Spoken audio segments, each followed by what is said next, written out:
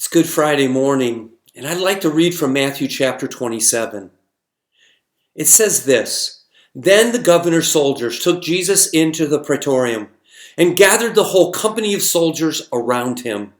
They stripped him and put a scarlet robe on him, and then twisted a crown of thorns and set it on his head. They put a staff in his right hand.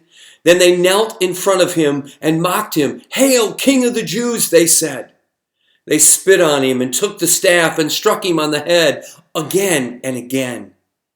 And after they had mocked him, they took off the robe and put his own clothes on him. Then they led him away to crucify him. Several years ago, while pastoring the Decatur First Church of the Nazarene in Decatur, Illinois, I stepped outside my comfort zone to participate in our annual Passion Play. For years, I had watched the men in our church mock, beat, and spit on Jesus. And even though I knew it wasn't real, I felt as though I needed to do something, that I needed to stop them. But this year, that year so long ago, I was asked to play the role of a Roman soldier. As a result of that, I learned many things. First of all, I learned that Jesus' crucifixion was a bloody and dehumanizing experience. The Romans, they knew how to kill in such a way as to demoralize and humiliate those they sought to control. Yet amazingly, Jesus was willing to humble himself even to the point of death on a cross. And he did it for you, and he did it for me. I love the hymn which declares such love, such wondrous love, that God should love a sinner such as I. Well, I remember taking no delight in beating Jesus, though I realize that some of the stripes that he bore came from me. Though we took every precaution to not injure John La Follette, who played the role of Jesus, I want you to know that he bore the marks of the blows that we gave to him throughout that performance. And as those days passed, I must tell you, I found myself less and less beating him and more blocking the blows of the other soldiers. As I think about that today, I'm reminded of my sin, my choices, my decisions, every word that I have spoken in an unkind or harsh way. Every relationship that has suffered because of my unwillingness to live a life like Jesus.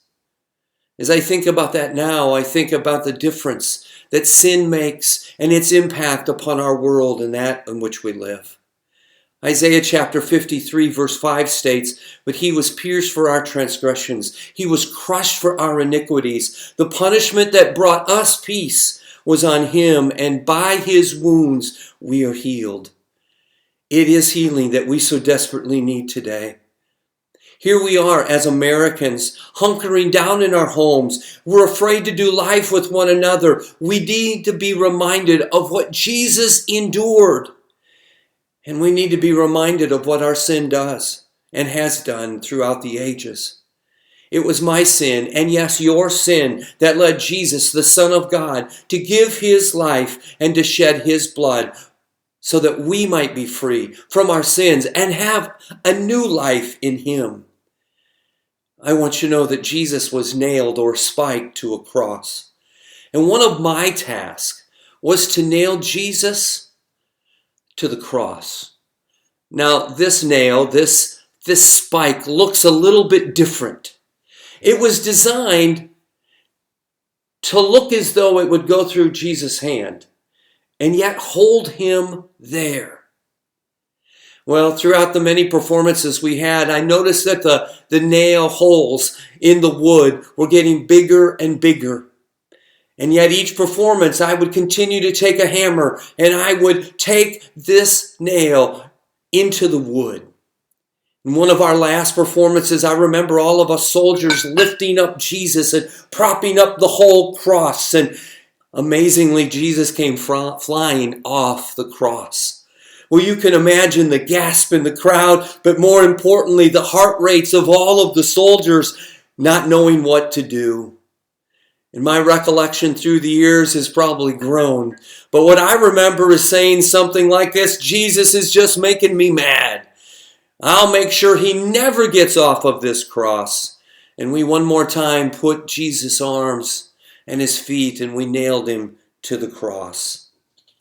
As I think about that, it was not the nails or the spikes that held Jesus to that cross.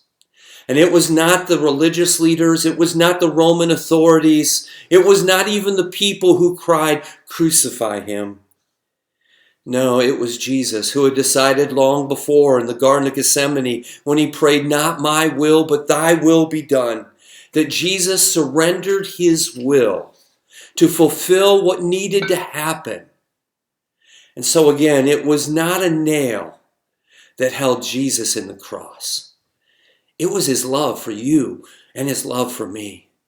I want you to know that Easter's coming. The day that we are reminded of his resurrection and the new life that we can have. Jesus lived and died for our new day. He died so that we could experience newness in life. He is risen. He is alive. I never thought being a Roman soldier would impact me so greatly. But it is amazing what happens when you enter the story of God and how quickly you discover his amazing grace that can save a wretch like me and maybe just like you. May this Easter you discover Jesus. And even now you can begin a journey with him. He knows you and yet still loves you. He has come to give you life and that more abundantly. How about it? Let Easter start today in you. It's my privilege to be the district superintendent of the Southwest Indiana District Church of the Nazarene. And this Easter, I am leading 2 Zoom services that I would like to invite you to. One's at 8:30 and the other is at 10:30 Eastern Time.